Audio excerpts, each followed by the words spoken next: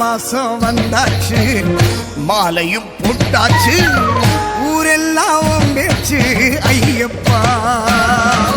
விரதம் இருந்தோம் நாங்க, விரதம் இருந்தோம், மாலை அணிந்தோம், துளசி மாலை அணிந்தோம். கார்த்திகை மாசம் வந்தாச்சு, மாலையும் போட்டாச்சு, ஊரெல்லாம் பேச்சு ஐயப்பா.